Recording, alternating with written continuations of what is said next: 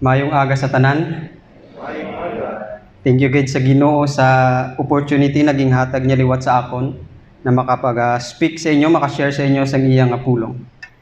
And sa aton nga series, ari na kita subong sa 1 Samuel chapter 16 and chapter 17. And alam ko naman po na familiar tayo sa story ni David. Before we start, let us pray. Lord, kami po ay humihingi ng inyong gabay sa amin pong pag-aaral ng iyong salita. Dalangin namin, Ama, na ikaw yung patuloy na magbigay sa amin ng puso na handang tanggapin ang iyong paalala, rebuke, Panginoon, sa bawat isa sa amin, O God. Na, Panginoon, mas makilala pa po namin si Jesus sa sininga passage. Thank you, O God. In Jesus' name we pray. Amen. In chapter 2, sa prayer po ni Hannah, na sinare po sa atin ni Brother Owen last time, nakita po natin doon, especially sa verse 9 and 10, that God will rise up His king, His own king, over His people, Israel. And He will strengthen His king, but the problem is this. Last time, nakita din po natin, hindi lang po nag-i-strengthen ng Lord ang kanyang king or magre-raise up ng king ang Lord. Nakita natin yung problema ng mga Israelites. Pumili sila, nagmadali silang pumili ng kanilang hari na gusto nilang maging hari sa kanilang buhay. At yun po ay si Saul. At ang pinili nilang maging hari ng kanilang buhay, nakita natin doon sa chapter 8, he will take and take and take and take. And last time nakita natin, he fights his battle for himself. At ang mensahe sa sininga aga is, it is God who sent us king to win over our enemies. It is God who sends the king we need, not the king we want, to win over our enemies. Tatlong bagay po yung gusto kong i-share sa inyo sa umagang ito. Una is, unlikely appearance for someone to be king. Second is, unusual life for an anointed king. And third, unusual manner of winning over a great enemy. The way God chose us is different from us. Kung tayo yung pagbabasihan, ang tinitignan natin outside appearance. Pero yung Lord, God sees the inside. Unlikely appearance for someone to be king. Dito po natin makikita how God chooses His king. Meron pong hint sa chapter 13 verse 14, nung si Saul po ay force niya yung kanyang self to take a rule that is not his. And God sought a man after His own heart. Sa chapter 16 makikita natin how God did this. In fact, in verse 1 ng chapter 16, ging affirmed. In verse 1, the Lord said to Samuel, look at your Bible, how long will you grieve over Saul, since I have rejected him from being king over Israel? Fill your horn with oil and go. I will send you to Jesse the Bethlehemite, for I have provided for myself a king among his sons. Verse 3, and invite Jesse to the sacrifice, and I will show you what you shall do. And you shall anoint for me him whom I declare to you. Samuel did what the Lord commanded and came to Bethlehem. And when they came, he looked on Eliab and thought, surely the Lord's anointed is before him. Surely the Lord's anointed is before him. Naalala niyo po ba si Saul? Nung pinili siya na maging hari, ano po yung naging basihan natin? Ano po yung naging basihan nila kay Saul? Gwapo. Perte, kagwapo. Sabi sa chapter 9 verse 2, wala nang mas gagwapo pa sa kanya sa Israel. Perte, kagwapo. Siguro kung nakita natin siya, hindi natin alam kung ano yung magiging reaction natin sa kanya pag tayo niya dito sa harap. Baldaged.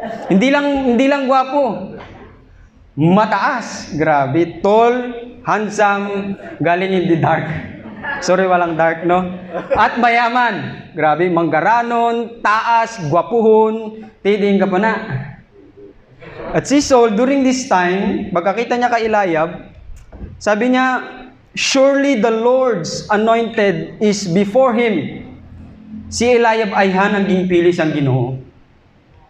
Akala ni Samuel, si Eliab na ang pinili ng Lord. Si Samuel nag-base siya sa outward appearance. Pagkakita niya guro kay kay Eliab, medyo baskog, kagwapo, kagkataas man guro.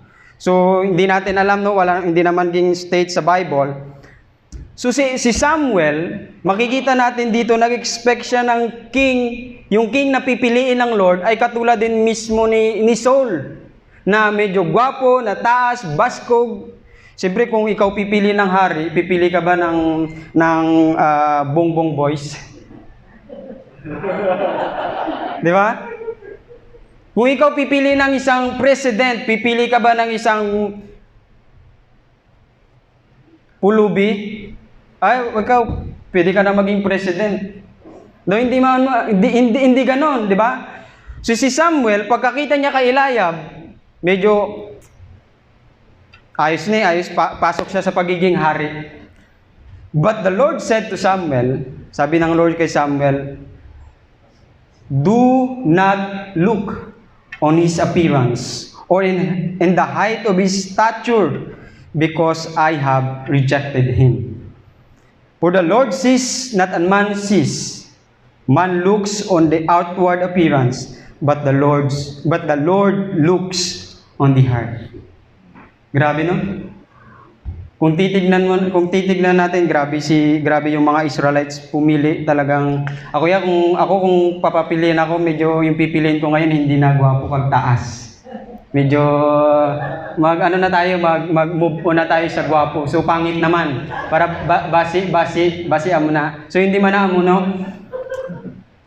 The Lord looks the Lord looks sa heart, hindi sa outward appearance. Ang pagkakaiba natin sa Lord, malayo kung tayo ang pipili ng mga hari natin. Kag hindi man na malain magpili ng hari na medyo kung sa panulukan naton medyo baskog, hindi man na malain, no? Pero dito po natin makikita na yung Diyos iba kong pumili. Kagang ginapili ng Ginoo, nagadaog ang aton waay. Lagi po nating tatandaan, ang Diyos iba kong pumili sa atin. At ang pinipili ng Diyos para sa atin, amo na sa ang nagadaog. Kay ang king na ginapili naton waay, karon mabalanta na kung anong nagakatabo sa aton nga king nga ginapili.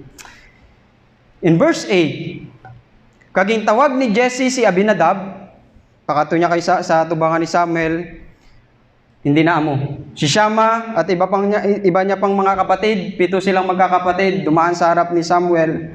Sabi ni Samuel, hindi na sila amo. Then Samuel said to Jesse, ito na ba yung lahat ng mga anak mo? Baka mayroon ka pa dyan. Sinabi ni Jesse, may ara pa kami to, ang manghud. Grabe, manghud. Anong ginaobra sang manghud daw? At tutusa sa bukid. Huwag takabalo kung di na bukid, no? Kung gaano nakalayo yung pinagmulan ni David. But nandun siya, nag-aalaga ng mga hayop, ng mga tupa. And sinabi ni Samuel kay Jesse, okay, papuntahin mo siya dito and we will not sit down till he comes here. Grabe, hinintay pa si David. Hindi natin alam kung hanggang kailan siya naghintay, no, kung gaano katagal. Naghintay si Samuel at ang mga kapatid ni David sa pagdating ni David. And he sent and brought him in. Now he was ruddy and had beautiful eyes and was handsome. Wow, gwapo man sa. Abi naton daw, medyo laway ni Guray. Hindi, gwapo si David. Siyempre, bata pa mo. Di ba? Wala pang pimples. Makinis pa yung muka. So, amo na si David, no? Galing, ang problema, hindi taas. Kag bata pa mo. Di ba? And the Lord said, okay, arise, anoint him, for this is he. What? Amo ni sa Lord? Amo ni sa maging king? Para lang siya sa mga hayop, para ang trabaho niya dapat magbantay lang ng mga tupa. Tapos gagawin mo tong king, ito yung magiging president, daw hindi mapatihan. Di ba? Kasarang nasaihan magbitbit espada, mag-alaga ng mga taong dungol. Di ba? Pero hindi po yung sinabi ni Samuel, no? Ang ginawa po ni Samuel sa verse 13, then Samuel took the horn of oil and anointed him in the midst of his brothers. And the Spirit of the Lord rushed upon David for that day forward, and Samuel rose up and went to Ramah. Amo na ang katingalahan. Si David, pag-anoint sa iya, hindi pa siya king dayon. Look what happened kay David after niyang ging-anoint. Second point, the way of the chosen king is servanthood. Unusual life for an anointed king. Now the Spirit of the Lord, verse 14, departed from Saul, arin ang king naging pili naton. Ang king po na pinili natin ay nireject na ng Lord, and a harmful spirit from the Lord tormented him. And Saul's servant, behold now, a harmful spirit from the Lord is tormenting you. Now command your servant who are before you para magpangita sang isa ka tawo nga skillful in playing the lyre. And he will play it, and you will be well. And sabi ni Saul, okay, provide for me a man who can play well and bring him to me. At may isang nagtindog, sir, may kakilala ko, anak siya ni Jesse, isang Bethlehemite, who's skillful in playing, a man of valor, matapang, a man of war, prudent speech, and a man of good presence, and the Lord is with him. And pinatawag niya si David, and David came to Saul, and Saul loved him greatly, and he became his armor bearer. And Saul sent to Jesse, saying, let David remain in my service, for he has found favor in my sight. Ano na si David ngayon? Inanoint na siya na maging hari, pero look at him right now. David became servant of Saul. Abi ko, hari ka na. Di ba anoint ka na maging hari? Nga nag-serve ka pa yaw. Servant, naging servant pa siya ni Saul, yung kanyang papalitan bilang hari. Anyway, this time, hindi pa po alam ni Saul na si David yung papalit or yung pinalit sa kanya ng Lord na maging hari ng Israel. Naalala niyo po ba si Saul when he anointed as a king sa dayon? Di ba? Pag anoint sa iya, tindong nagatago-tago pa sa kunabi, no? King sa dayon. But here is David. Pag anoint sa iya na maging hari, anong ginawa niya? Nagbalik to sa mga karniro.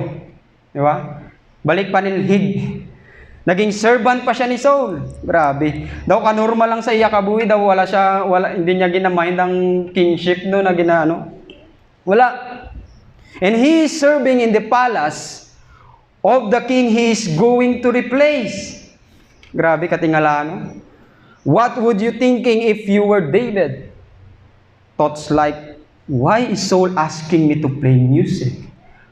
Hindi niya ba alam, ako yung papalit sa kanya na maging hari ng Israel? Pero hindi po yung ginawa ni David, no? Did you see the contrast between Saul and David? Here is Saul, mayaman, taas, gwapo, perte kagwapo. But here is David. Ano na lang ang laban ni David man? A shepherd. All of his life, nandun lang siya sa kanyang binabantayang mga tupa. At kabata pa sa iya. Daw siguro ang obra niya ni daw hindi ka pa pwede sa meeting namin, no? Dira ka lang danay. Dira magkain ka muna ng lollipop. Amo na si David. Way pa to sa gani pagpilahay isang i-anoin kung sino ang king. Gintawag pa sa gani, di ba? But the Lord anointed him as a king. Grabe. Di rin natin makitan mga utod. Di rin man natin makitaan ang pag-anoint kay David is private. Di ba? Ang pag-anoint po kay David is private, kay Saul public. Grabe yung different ng dalawa. Unusual life for an anointed king. It is God who sent us king to win over our enemies. Sometimes we cannot understand the way of the Lord, right? Hindi natin minsan maintindihan yung way ng Lord. Lord, daw ka imposible yaw. Hirap intindihin. Pero mga kapatid, dito po natin makikita yung way ng Lord always prevail. Ang way ng Lord always prevail. Tingnan po natin yung heart ni David compare sa heart ni Saul, the king we choose. Third point, the means by which the king conquers is unusual, close to impossibility. Unusual manner of winning over a great enemy. Dito po natin makikita the fear of the people and their chosen king is evident. Ano nang nagkakatabo sa mga Israelites man? Ano nang nagkakatabo sa king na ginpili nila? Now the Philistine, ari naman ang Philistine, verse 1 and chapter 17. Nag-camp sila sa Ephes-Dammim, ari diyang Ephes-Dammim, no, part ng Judah. Kag may bali of ila sa tunga, kag dira sa piyak sila Saul kag ang Israel. And nakikipag-away sila, nakikipag-battle sila sa mga Philistine. And there come out from the camp of the Philistine a champion named Goliath of Gath. Nantawa bala ang height niya bala? Whose height was 6 cubits and a span. Alam ko hindi nyo alam yung kung ilan ang sukat, siguro ilan lang sa atin. But sinukat ko siya 9 feet. Taas-taas. Siguro kung maglaro ni ng magampang ni guro basket daw, hindi na sa guro maglumpat. Abot niya na yung ring. Ganon siya kataas. 9 feet. At meron siyang helmet of bronze on his head. And he was armed with a coat of mail. Meron siyang coat na ginasuksok. Kagang coat na ginasuksok niya, nagatimbang ng 60 kilogram. 30. Kabitbit na kamo isang sakong bigas. Dawiyawan na kamo. Di ba? Si Goliath niya, kulang pa gina isang sakong bigas, may 10 kilo pa gina, 60 kilo. Ginabitbit niya sa lawas niya, no? Bakod niya army. And he had bronze armor on his leg. Grabe, may armor pa siya sa legs. Punong-puno yung kanyang katawan, and a javelin of bronze slung between his shoulders. The staff of his spear was like a weaver's beam, and his spear's head weighed 600 shekels of iron. Ang dulo balaw ng kanyang sibat, tumitimbang ng 7 kilogram. Grabe no, kung abang-abang pinapag-aralan ko to, sinesearch ko yung mga sinusuot niya, yung bigat ng kanyang Grabe kung ako tuguro si Goliath ara sa tubangan ko. Di ko guro kalapit. Di ba? Katulad ng mga Israelites, manago man ko tuguro kay perti ka baskog. Wala kang kumbaga sa wala kang binatbat, wala kang laban. Kalaban mo si Goliath.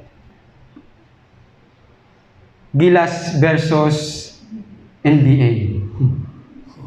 Yan ang laging ginapot ni nung tawin, no? NBA lagi, basketball. And he stood and shouted to the rank of Israel. Nakita niyo yung nakita niyo yung si Goliath kung gaano siya ka baskog. Ang kanyang suksok medyo baskog man. Hindi talaban ng bala. And stood and shouted to the rank of Israel. Why have you come out to draw up a battle? And I'm not a Philistine, and are you not servant of Saul? Choose a man for yourself and let him come down to me. If he's able to fight me with me and kill me, then we will be your servant. But if I prevail against him and kill him, then you shall be our servant and serve us. And the Philistines said, I defy the rank of Israel this day. Give me a man that we may fight together. When Saul and all Israel heard this, they were dismayed and great afraid. Si Goliath, nagatras siya sa iyang shield, sa kanyang armor, sa kanyang spear, sa kanyang javelin. Mamaya makikita natin that yung Diyos yung nagpapanalo ng laban. Ano yung nangyayari ngayon sa mga Israel? Sa Israelites? At saan ngayon yung kanilang king na pinili? He's afraid. Yung pinili nila, nagwapo, taason, mayaman, nakakita ng masta sa iya, nagapanago. Grabe, no? Amo na sa hanggang pili mo. Amo na sa hanggang pili ko. Hanggang pili naton, nagapanago. Madaog pa tani. Parang kontraw, taas-taas, baskog, perte full armor, upgraded. Mabato ka sa iya. Ano yung itsura ng Israelites ngayon, ng Israel ngayon? Hopeless. They are hopeless. Why na tsansa? Kay tanan sila nagapananago. Nagakakurog sa kakulba. Ano na lang gagawin natin? Mapatay na lang tani. Why na ta tsansa magdaog? Why man di sa ato ng baskog? Ang king naton nahadlok man. Mapatay na lang tani. Kung ikaw during that time nandun ka, ano yung magiging feeling? Anong magiging mararamdaman mo during that time? Wala. Surrender. Surrender na. Verse 12. Buti may verse 12 pa, no? Now David. Ari naman si David. Din si David. Ato. Nagasagod karniro. Nagabantay ng mga sheep. Gatugtog-tugtog pa to siya sa mga sheep. Kaga mauto niya to ato, nagapalanago kag si Saul man nagapanago man sa kakulba. Kaga natabo, inutusan si David ng kanyang tatay na maghatid ng pagkain sa kanyang mga kapatid. Dala mo ng pagkain ng iyong mga kapatid, baka pinapagutuman na sila ni Saul. Naalala niyo nakaraan, laban sila, wala silang kain. Dalan mo muna ng pagkain ng mga kapatid mo. And David rose early in the morning and left the sheep with the keeper and took the provision and went as Jesse had commanded him. And he came to the encampment as the host was going out to battle line, shouting the war cry. And David left the things in charge of the keeper of the baggage, verse 22, and ran to the rank and went and greeted his brothers. And he talked with them. Behold, the champion, the Philistine Goliath by name, came out of the ranks of the Philistine and spoke the same words as before. And David heard him. And David heard him. Nabatian ni David. Ari na. Nabatian ni David. Kagina, nakita natin yung fear ng mga Israelites and ni Saul is evident. Ngayon naman makikita natin dito the spiritual status of God chosen king is evident. Verse 26, And David said to the men who stood by him, What shall be done for the man who kills this Philistine and takes away the reproach from Israel? For who is this uncircumcised Philistine that he should defy the armies of the living God? Paskog. Did David do it because of the price? Lalaban ba siya dahil sa price naging offer ni Saul? Na kung sinong makapatay niyan, mapapangasawa ang aking anak. At libre yung tax. No. Mamaya makikita po natin kung ano yung heart ni David, bakit siya Bakit niya lalabanan yung nagdi-defy sa armies ng Lord? Now, Eliab, arin ang eldest brother ni David. Nabatian niya si David na nakikipag-usap sa mga kasamahan niya. And Eliab's anger was kindled against David and he said, "Why have you come down? Kay sinutuging bili ng mga karniro. I know your presumption and the evil of your heart, for you have come down to see the battle." Iakigan pa sa ng utod niya. No? And David said, "Anong ging obra ko? What have I done now? Was it not but a word?" Kagang ginghambal ni David, dumating kay Saul at pinatawag siya ni Saul. And sabi niya kay Saul, "Let no man's heart fail because of him. Your servant will go and fight with this Philistine." Wow! Baskog na bata. Kabalo ka kung anong ginasudlan mo to? Your servant will go and fight with this Philistine. Araw maupod daw. Nantawag, nagkakakurog sa kakulba. Ikaw yan mabattle. Ikaw yan And Saul said to David, "You are not able to go against this Philistine to fight with him, for you are but a youth. And he has been a man of war from his youth." Tinimano ka da. Hindi ka pa pwede. Kaya kabata pa sa imo kagang kontra mo, pero tinan niya, all of his life, ara na sa digmaan. Ara na sa war. And yung istorya ni David, nagkakatabo sa iya dito sa, sa field, sa pagbantay niya ng mga sapat. Kabalo ka, ilang layo na yung pinatay ko. Ilang bear na rin na napatumba ko.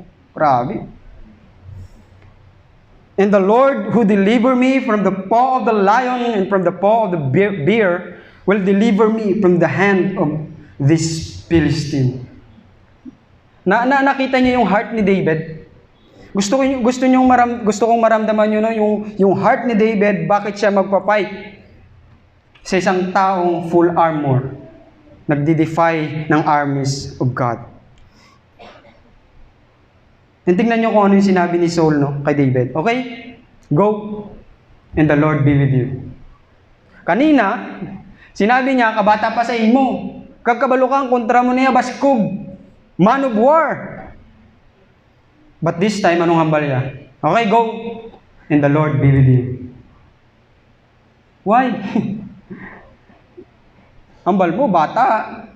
Kagang kontra niya, kabalo kagid baskog. Kagidinan ni sa kasarang. The king we have chosen needs saving. Kayang king, si Saul, naging pilita, kailangan niya rin ng maligtas. Then Saul clothed, ito pa yung ginawa niya kay David, with his armor.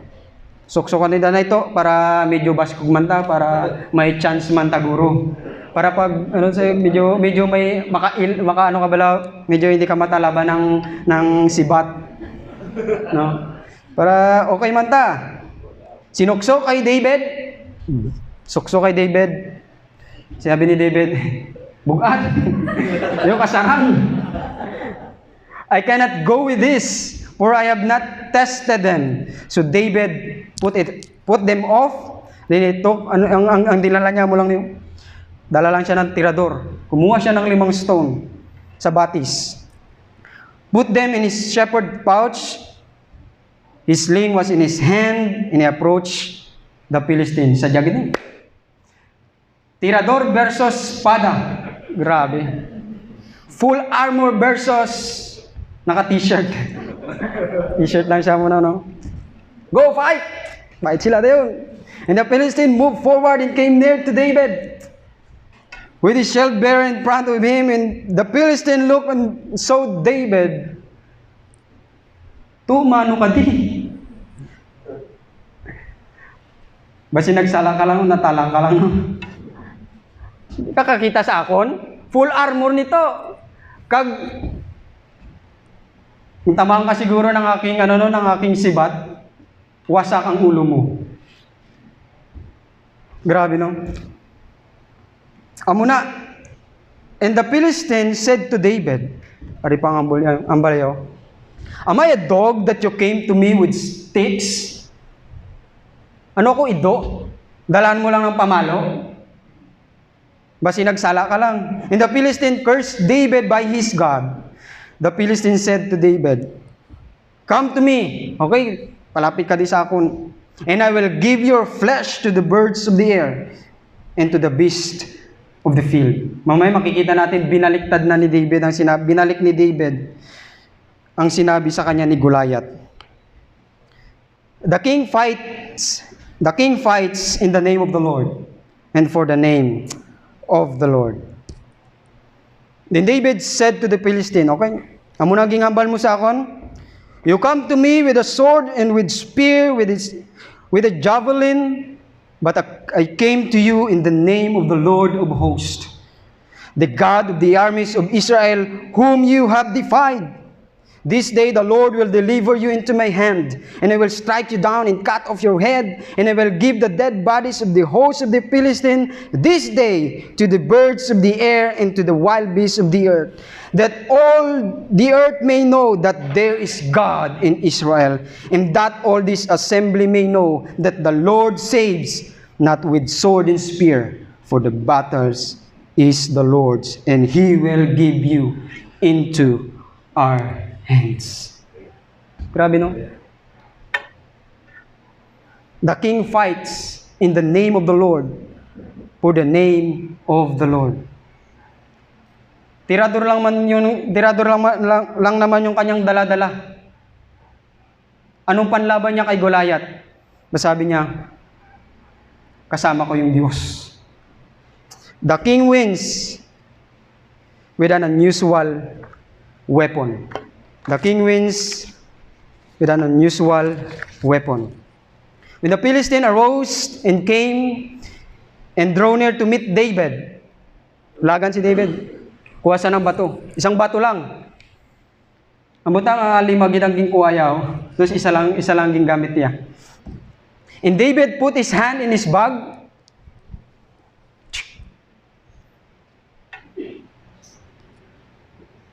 and slung it and struck the Philistine on his forehead. Nagsink.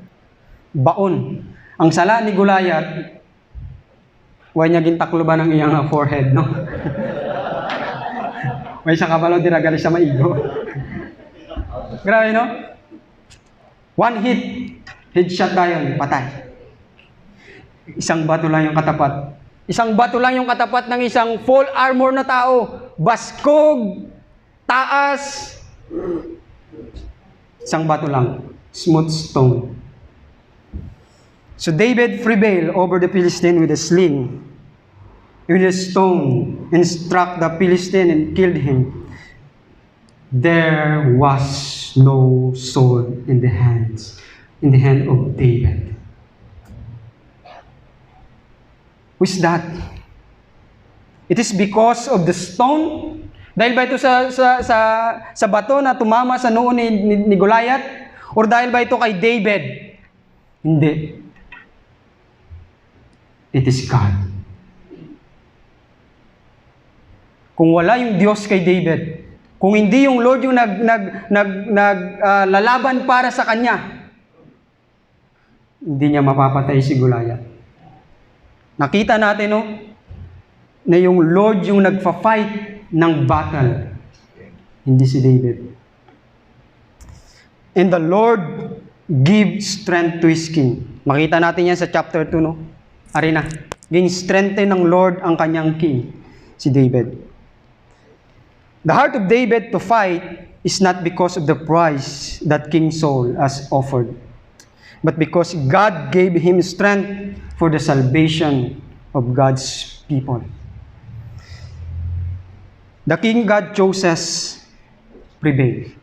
Madaogid na siya. Not by might shall man prevail.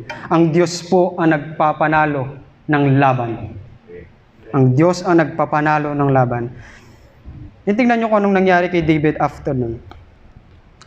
after ng laban, no? As soon as Saul saw David, nakita niya si David, no, na panalo niya yung laban, tinanong niya kay Abner kung kaninong anak si David. Pinatawag niya, and then pumunta sa kanya si David. And Saul said to him, "Whose son are you, young man?" "I am the son of your servant Jesse, the Bethlehemite." Now, here is Eliab, his eldest brother, nagalit pa sa kanya. Daw katikalong guno sa iya. And here is King Saul, ginsuyaan pa sa kay kabata pa sa iya. And so, ang Philistine, si Goliath, gingkadlawan lang sa. Amo man kita na. Kay daw ka-imposible man to, na magdaog. Daw hindi man sa kasarang, ay baskog to ang kontra. Daw ay chance. Actually, mga kapatid, kagamay sa aton maminsar.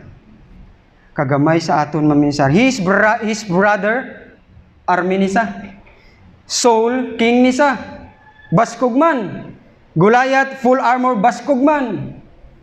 But here's God in David. He win the battle. Supposed to be, dapat sila yung makipaglaban kay kay Goliath. Hindi si David. But God is in David, and he win the battle. Not by might shall man prevail. It is God who sent us king to win over our enemies, and his chosen king prevails. I-review natin yung ating punto. Unlikely appearance for someone to be king. Unusual life for an anointed king. An unusual manner of winning over our great enemy. In the context of a fearful people facing a great enemy, our chosen king fails. And God in His grace chooses a king for Himself to fight for us. Kaya nga ito nga ginpili na fail. We are still, mga kapatid, a fearful people before our great enemy. Who can possibly conquer sin, death, and hell? We tried to fight against this na wala tayong nakukuha. Diba? And then, sa New Testament, makikita po natin that the story takes on the bigger story of God redeeming His people. The people chose Saul to fight for them but fails. It is God who sent David to save His people. Hindi ba ganun din si Jesus Christ?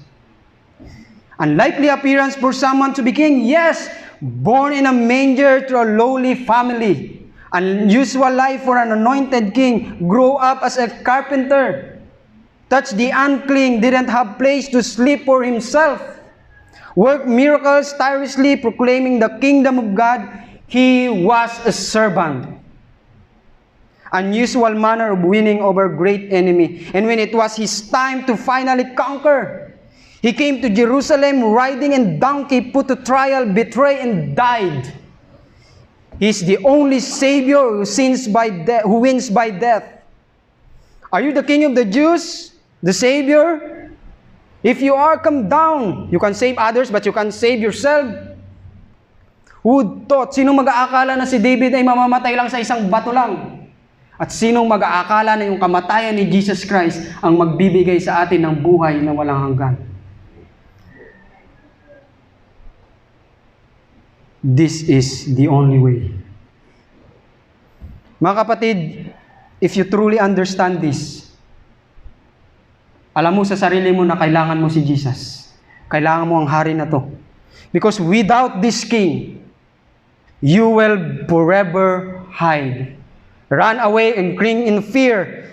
There's really no one to save you but Jesus.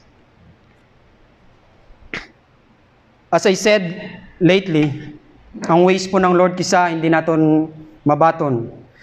Daw kabudlay intindihon, daw kaimposible matabo, kagkalain sa lain sa gina-expect naton.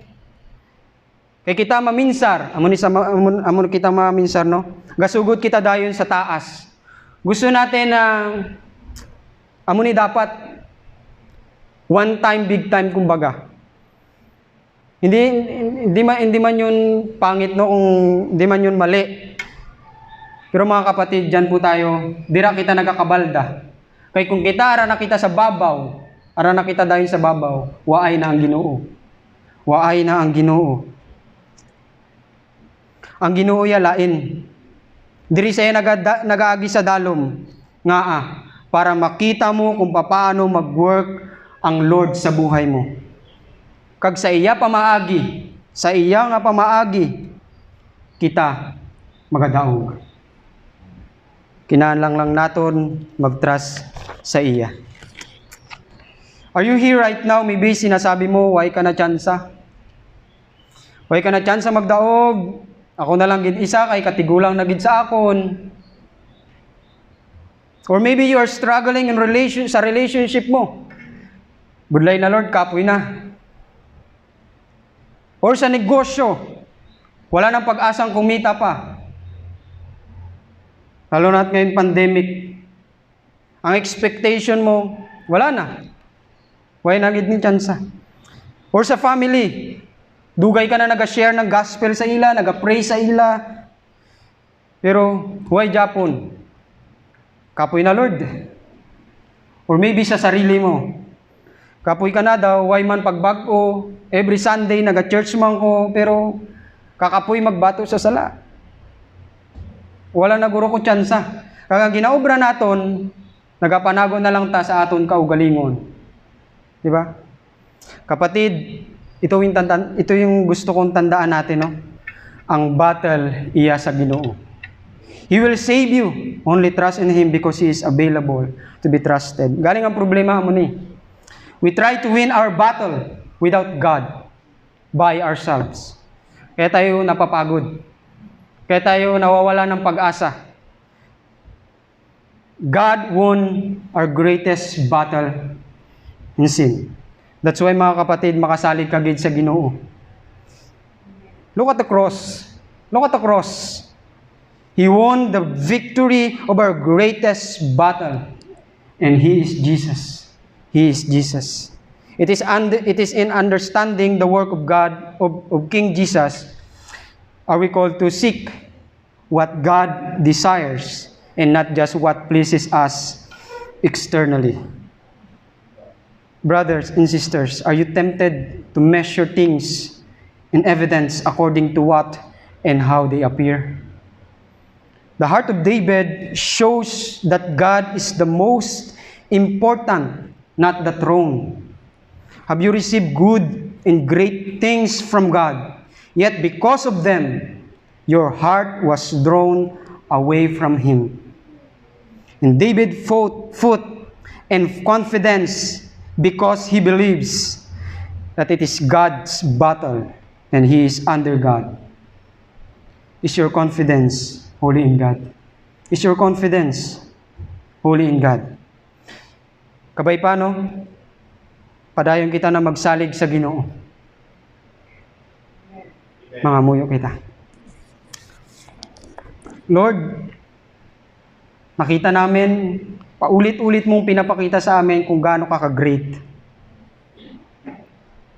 Na yung lahat, Panginoon, ng mga struggle namin sa life, even yung aming greatest enemy, kabalo kami, Lord, na nawon mo na. Pero kabudlay sa amon magtrust sa imo. Kabudlay gid. Ano pa ba yung hindi mo pa pinakita sa amin, pinakita mo na sa amin lahat. In sapat na yun, Lord, kami po ay magtiwala sa iyo. Kaya ang dalangin namin, Lord, patawarin niyo kami kung lagi kami, Panginoon, nagda-doubt, natatakot, at walang tiwala sa iyo. Lord, help us. Help us to trust sa imo. Salamat sa kabila ng pagiging naming hopeless, pinadala mo, Panginoon, si Jesus para i-won ang amon battle. Thank you. Thank you kay Jesus. In Jesus' name we pray. Amen. To God be the glory.